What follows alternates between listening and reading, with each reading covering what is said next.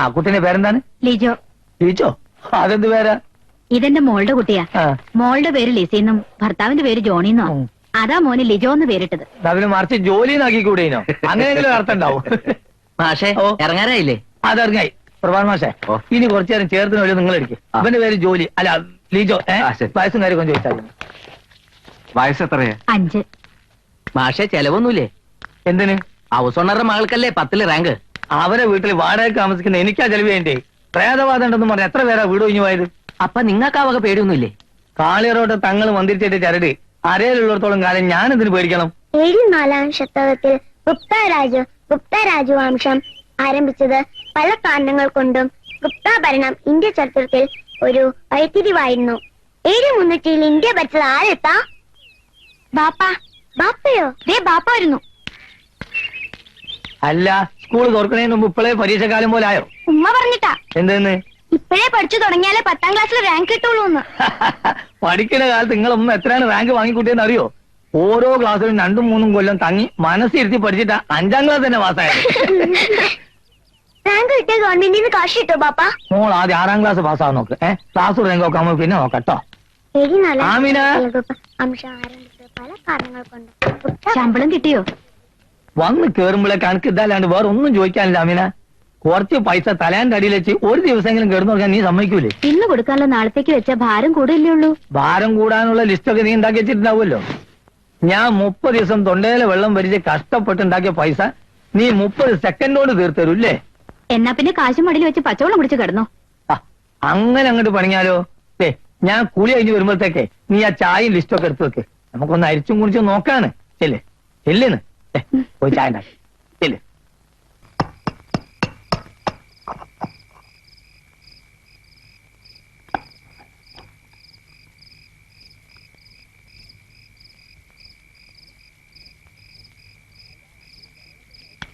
അല്ല, ബഹളമൊക്കെ കഴിഞ്ഞോ? ഒരുവിധം. ഇപ്പൊ ബോധ്യായോ ഐശ്വര്യമുള്ള ഒരാൾ തൊട്ടടുത്ത് താമസിച്ചാലുണ്ടാവുന്ന ഗുണം? അല്ലാതെ എന്റെ മോള് അധ്വാനിച്ച് പഠിച്ചോണ്ടല്ല. അതുകൊണ്ടൊന്ന് കൂട്ടിക്കോ. ഏതായാലും മേനോൻ സാർ ഫേമസ് ആയി. പത്രത്തിലും ടിവിയിലൊക്കെ പടടിച്ച് വരുമല്ലേ നീ? അങ്ങനെ ഒരു മോഹമൊന്നും എനിക്കില്ല പക്ഷേ. പണ്ട് കൊടികുത്തി വാണിരുന്ന ഒരു കള്ളപ്പണക്കാരനെ റെയ്ഡ് ചെയ്ത് പിടിച്ചപ്പോ എന്റെ മുഖം ഒന്ന് അച്ചടിക്കാൻ ഈ പത്രക്കാര് പാടിച്ച പണി 18 നോക്കി. നടന്നൊന്ന് അച്ചടി പോയി ചോദിക്കേ. അത് പിന്നെ എനിക്കറിഞ്ഞൂടെ? അതല്ല, മോളിനി എവിടെ ചേർത്താനോ ഉദ്ദേശിക്കുന്നത്? സെന്റ് മേരീസിലാക്കാന്ന് വിചാരിക്കുന്നത്. ഇത്രയും ദൂരം ഡെയിലി പോയി വരാനോ? പിന്നെ ഹോസ്റ്റൽ എന്തിനുള്ളത് അവിടെ ആക്കും. അല്ല, വീക്കെൻഡ് വീട്ടിൽ വരാമല്ലോ. നടക്കുന്ന കാര്യ. ഒരാഴ്ച പോയിട്ട് ഒരു ദിവസം മക്കളെ കാണാതിരിക്കാൻ നിങ്ങൾക്ക് പറ്റുമോ മേനോ സാറേ? ശരിയാ മാഷ് പറഞ്ഞത്. ഇവൻ തിരുവനന്തപുരത്തൊക്കെ പോയി വരുമ്പോ എന്താ അവിടുത്തെ വെപ്രാളം? മാഷെ, സ്നേഹമൊക്കെ മനസ്സിലാ. കുട്ടികളുടെ ഭാവിയാ പ്രധാനം. നമ്മുടെ സന്തോഷത്തിന് വേണ്ടി അവരുടെ വിദ്യാഭ്യാസം കുളവാക്കാൻ പാടില്ല. അതെന്നെ പഠിപ്പിക്കേണ്ട, അവിടെ നിന്ന് സ്വയം പഠിച്ചാൽ മതി. ഇതാ ഈ മാസം വാടക പിടിക്ക്. പിന്നെ കഴിഞ്ഞ മാസം 3 പ്രാവശ്യം ചാത്തലേറുണ്ടായി. ഇക്കഴിഞ്ഞ വെള്ളിയാഴ്ച ഇറങ്ങുന്ന സ്റ്റെപ്പിൽ ഒരു തല. ആരുടെ? ഒരു പൂച്ചന്റെ. ഇനി ഇത് ആവർത്തിക്കുകയാണെങ്കിൽ വാടകയിൽ ഞാൻ ഇതിനൊക്കെ പൈസ ഓർക്കും. അച്ഛാ, ഇങ്ങോട്ടൊന്ന് നോക്കി കണ്ടോ?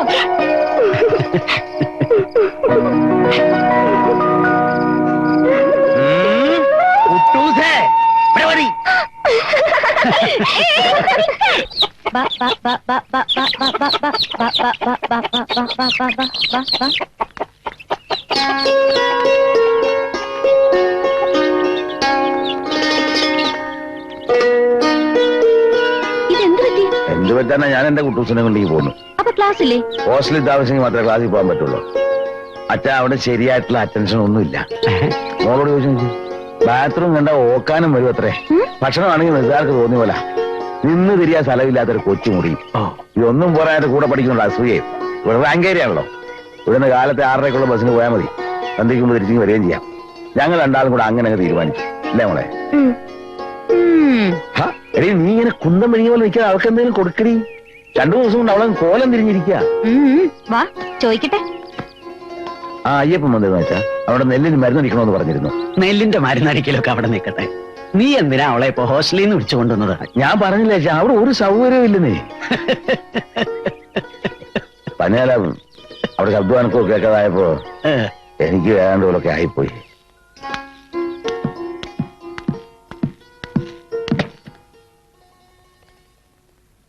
അച്ഛാ, ഒരു ഒഫീഷ്യൽ കവറുണ്ട്. ഇന്നത്തെ പോസ്റ്റിൽ വന്നതാ.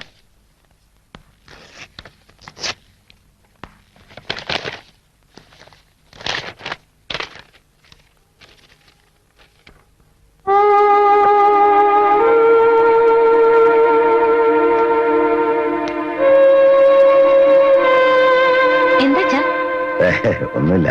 പിന്നെന്താ മുഖം വാടിയത്? ഓഡിറ്റിംഗില് ചില ഫിഗേഴ്സ് ടാലി ആയിട്ടില്ല.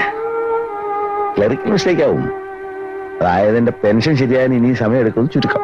ഓരോരോ കാരണങ്ങൾ പറഞ്ഞ് ഇതിപ്പോ കുറെ പ്രാവശ്യമായല്ലോ. ശരിയാകും, സർക്കാർ കാര്യല്ലേ, അപ്പൊ അതിന്റേതായിട്ടുള്ള സമയം എടുക്കും. ആരും അച്ഛനെ മനഃപൂർവ്വം ദ്രോഹിക്കാൻ ചെയ്യണ പോലുണ്ട്. അതൊക്കെ നമുക്ക് വെറുതെ തോന്നുന്ന. നേരിട്ട് തിരുവനന്തപുരത്ത് നിന്ന് ശരിയാക്കാവുന്ന കാര്യമേ ഉള്ളൂ. ഒരു കാര്യം ചെയ്യാം, രാത്രി വണ്ടിക്ക് തന്നെ പോവാം. നാളെ അല്ലെങ്കിൽ മറ്റന്നാൾ പേപ്പേഴ്സ് എല്ലാം ശരിയാക്കി മടങ്ങി വരികയും ചെയ്യാലോ. നീ എന്തിനാ വിഷമിക്കുന്നേ? നീ എന്നാ അച്ഛന്റെ അഡ്രസ്സൊക്കെ ഒന്ന് എടുത്തു വെച്ചേ. പിന്നെ കാലത്തെ കുട്ടൂസിന് നേരത്തെ അയക്കണം, ചോറും കൊടുത്തയക്കണം.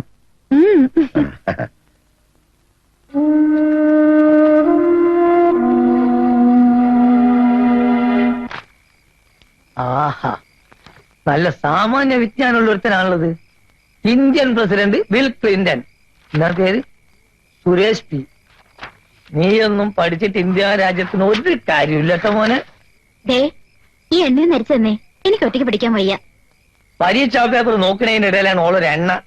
ആമിന, എനിക്ക് എന്റെ സ്വഭാവം തന്നെ പിടിക്കാതെ വരാൻ കേട്ടോ. മൂന്ത വീർപ്പിക്കാതെ നീ അത് അടുപ്പത്ത് നിറക്കി വെക്ക്, നമുക്ക് നാളെ ഇരിക്കാന്ന്. സ്വസ്ഥത തരില്ല, ഒരു മനുഷ്യനും സ്വസ്ഥത തരില്ല എന്ന് വെച്ചാൽ. മാഷേ ഒന്ന് വന്നേ. ആരാ അത്? ഒന്ന് വന്നേ, ഒരു സ്വകാര്യം പറയാനാ. ഇന്നെ? ആ ആരാ? എന്ത് സ്വകാര്യം എന്നോട് പറയാനുള്ളത്? ഒന്ന് പുറത്തേക്ക് വരുന്നേ.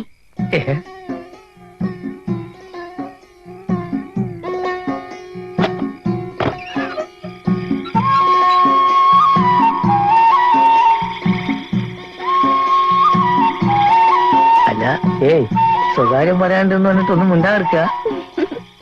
ഇത്ര നാളോ? അല്ലാതെ എങ്ങോട്ടാ പോണേ? വല്ലാതെ ദൂരം പോയാൽ ആമിനെ അറിയട്ടോ. നമ്മളെ കൽവ് ബേജാറാക്കല്ലേ.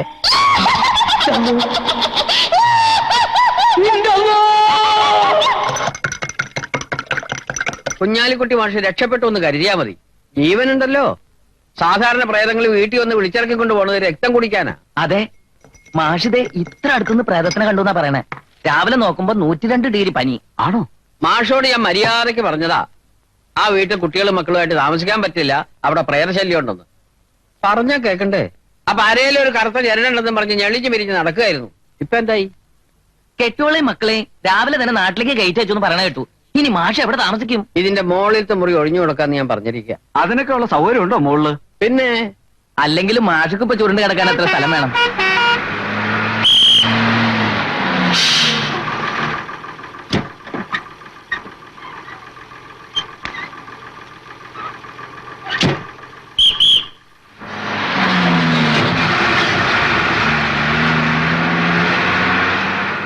മേനോൻ സാറേ എത്തിയല്ലോ. സാറേ, മേനോൻ സാറേ. സാർ അറിഞ്ഞില്ലേ? എന്ത്? നമ്മുടെ കുഞ്ഞാലിക്കുട്ടി മാഷ് കെട്ടി. അയ്യോ, എപ്പോ? അറ്റാക്ക് ആയിരുന്നോ? അറ്റാക്ക് ഒന്നുമല്ല, മാഷ് ജീവനോടുകൂടി തന്നെ ഉണ്ട്.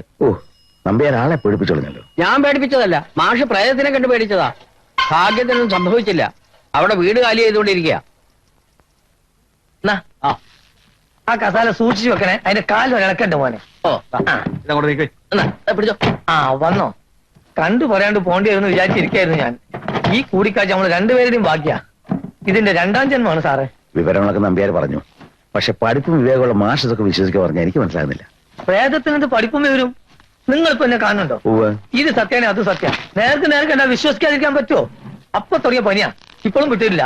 മനസ്സിലാകുന്നില്ല പോലും. ഒന്ന് വേഗാവട്ടെ. ഇനി ഒരു രാത്രി ഇവിടെ അന്തി കൊടുക്കാന്ന് പറഞ്ഞാൽ എനിക്ക് അത് ആലോചിക്കാനേ വയ്യ.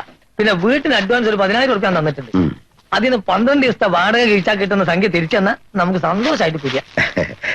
മാഷർക്ക് അറിയാവുന്നല്ലേ എന്റെ അവസ്ഥ. അന്ന് അത്രയും വലിയൊരു തുക ഞാൻ വാങ്ങിയതിന് ഒരു അത്യാവശ്യത്തിന്റെ പേരില്ല. ഇപ്പോഴും അത് തിരിച്ചുതരാവുന്ന ഒരു സ്ഥിതിയിലല്ല ഞാൻ. ഒരു വാടകക്കാരൻ ഒഴിഞ്ഞു പോകുമ്പോ അഡ്വാൻസ് തിരിച്ചു കൊടുക്കാൻ ഒരു ഹൗസ് ഓണർ ബാധ്യസ്ഥനാ. പക്ഷെ ഇത് മുന്നറിയിപ്പൊന്നും ഉണ്ടായിരുന്നില്ലല്ലോ. മുന്നറിയിപ്പായിട്ടാണോ പ്രേതം വരുന്നത്? മാഷാൽ ഈ നാട്ടിൽ തന്നെ ഉണ്ടാവല്ലോ. മോളെ കല്യാണ ആവശ്യത്തിനായിട്ട് ഞാൻ വടക്കേപ്പുറത്ത് വിൽക്കാൻ ആലോചിക്കുന്നുണ്ട്. ആ കാശ് കിട്ടാതെ മറ്റൊരു തിരുമറിക്കുള്ള വഴിയൊന്നും ഞാൻ കാണുന്നില്ല. അല്ലെങ്കിൽ പിന്നെ വീട് വേറെ ആരെങ്കിലും വാടകയ്ക്ക് എടുക്കണം. അവിടെ നിന്ന് അഡ്വാൻസ് വാങ്ങിച്ചത് അങ്ങനെ തന്നെ മാഷ ഏൽപ്പിച്ചോളാം. അപ്പൊ പുതിയ വാടകക്കാർ വരുന്നവരെ ഞാൻ കാത്തിരിക്കണം എന്നർത്ഥം. ഇരിക്കാതെ പറ്റൂല്ലോ. പക്ഷെ പോവല്ലേ? പോവാ. അതെ, ഞാൻ ആദ്യം അതൊക്കെ ഒന്ന് നാട്ടിലെത്തിക്കട്ടെ, വന്നിട്ട് വരെ ബാക്കി കാര്യം. പോവാ മോനെ. കുട്ടൂസേ,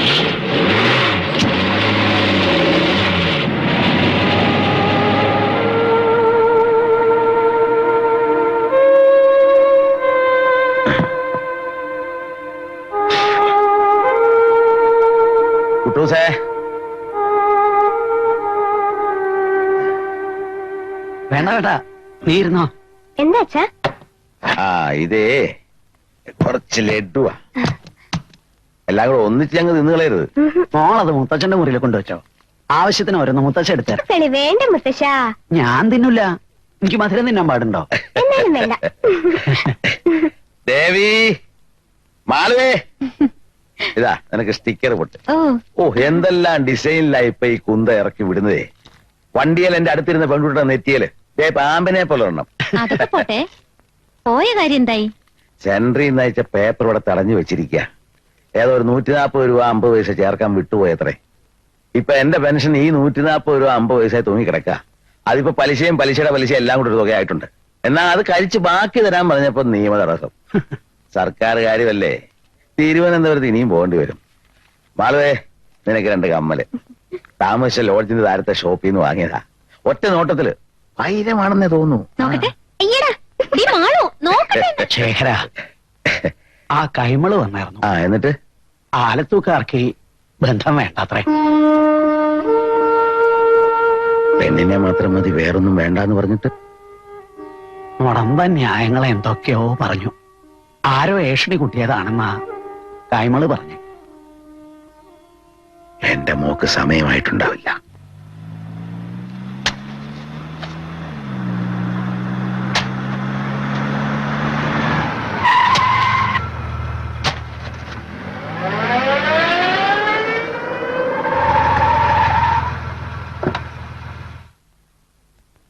ആഹാ, അയ്യോ, പങ്കുണ്ണിയായിരുന്നോ?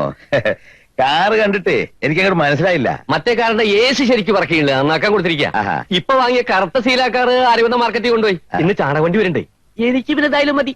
എവിടേക്കാ ഈ വഴിക്ക്? ആ ശേഖരേട്ടനെ കാണാനല്ലാതെ എനിക്ക് ഈ വഴിക്ക് വരേണ്ട കാര്യമുണ്ടോ? അല്ല, ഞാൻ ചോദിക്കട്ടെ, എന്താ അതിന്റെ അർത്ഥം? എന്ത്?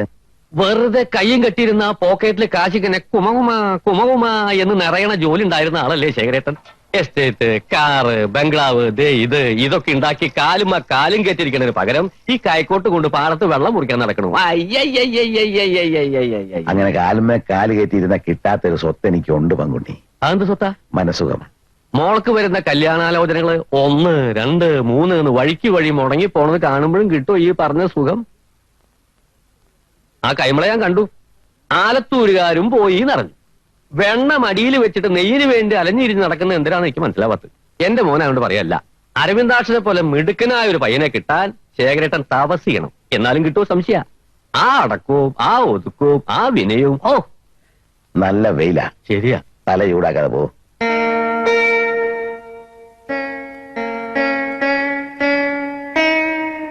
ഈ പോത്തിന്റെ ചവിട്ടിൽ വീണ വായിച്ചിട്ട് കാര്യമില്ല. അതിന് നീ വന്നത് ഞാൻ കണ്ടില്ലല്ലോ പങ്കുണ്ണി. എന്റെ കാര്യമല്ല പറഞ്ഞ്. മാമന് ഈ മൃദംഗം കൊടുത്ത് മാറ്റി വെച്ചേ എപ്പാ നോക്കിയാലും ഗുണു അയ്യയ്യ. ഞങ്ങളത് മുഴുവൻ വിളിക്കില്ല സുഭദ്ര. കാലം മാറി. തെണ്ടി തിരിഞ്ഞു നടന്ന് ഞാൻ കച്ചവടം ചെയ്ത് കാശുണ്ടാക്കി. ദേ ഇതുവരെ മേടിച്ചു. അർദ്ധരാത്രി കുട പിടിക്കണമെന്ന് നാട്ടുകാർ പറയുന്നത്. പറഞ്ഞോട്ടെ, നാട്ടുകാരുടെ കുടയല്ലോ പിടിക്കണേ. സുഭദ്രയുടെ മോള് എന്റെ മരുമകളായിട്ട് വന്ന നാട്ടുകാരുടെ മുമ്പിൽ നമുക്കുള്ള അന്തസ്സെന്താ? അത് പറഞ്ഞ ശേഖരത്തിന് മനസ്സിലാവില്ല. അതാ ഞാൻ പറഞ്ഞത്, പോത്തിന്റെ ചവിട്ടിൽ വീണ വായിച്ചിട്ട് കാര്യമില്ല. അവള് പഠിപ്പ് വിവരമുള്ള കുട്ടിയല്ലേ പങ്കുണ്ണി. അത് രണ്ടുമില്ലാത്തവന്റെ കൂടെ എങ്ങനെയാ അയക്കുക? മാമാ, വേറെ എന്തൊക്കെ പറഞ്ഞാലും എന്റെ മോന് വിവരില്ലാന്ന് മാത്രം പറയരുത്. മാമനെ അറിയോ? അടയ്ക്കാ കച്ചവടം മുഴുവൻ അവനിപ്പോ ഒറ്റയ്ക്കാ ചെയ്യണേ. ചാണകലോറി വന്ന പണിക്കാരുടെ കൂടെ ചുമക്ക അവനും ഒപ്പം കൂടും. ഒരു കുട്ട ചാണകം പോയ രൂപ 12. പിന്നെ പഠിപ്പ്. 9ാം ക്ലാസ്സിൽ 6 കൊല്ലം പഠിച്ചു. 10ലെ പരീക്ഷ 7 തവണ എഴുതി. ഇതൊക്കെ പഠിപ്പല്ലേ?